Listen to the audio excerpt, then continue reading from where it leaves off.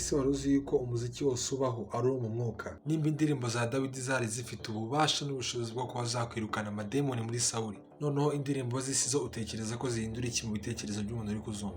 Ushobora no gusanga urimo gutumira imbaraga z'umwijima mu buzima bwawe utabizi. Ubundi umuziki ntabwo ukeneye uburenganzira bwawe kugira ngo ubone kwinjira mu bugingo bwawe. Umuziki ufite imbaraga n'ububasha ku buzima bwawe udashobora gutekereza.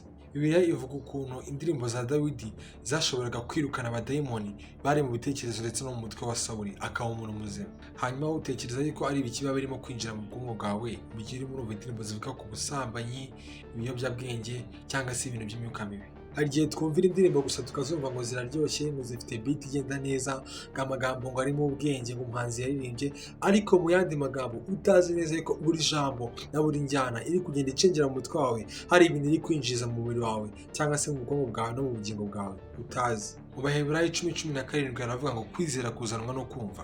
Bivuze ngo ikihaye umwanya ukacyumva uracyizera, kandi ntutekereze ikibasha kureba. Niba uzi neza yuko Satani ikintu cya mbere yari ashinzwe mu ijuru ari umuziki, uratekereza atazi uburyo bwo kuba yakoresha uwo muziki kugira ngo abashe gukontorora ubugingo bw'abantu? Niba indirimbo z'Imana zishobora kumanura umwuka w'Imana mu bantu ukaba muri twebwe tukiyumvamo ko Imana iri hano, ni nk'uko indirimbo za Satani cyangwa se indirimbo zidahimbaza Imana zishobora kuzamura imyuka y'umwijima mu bantu.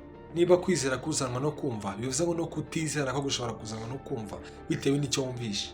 Niba indirimbo za Dawidi zishobora kwirukana abadayimoni, indirimbo zitahimbaza Imana zo zishobora kubahamagara. Shalom.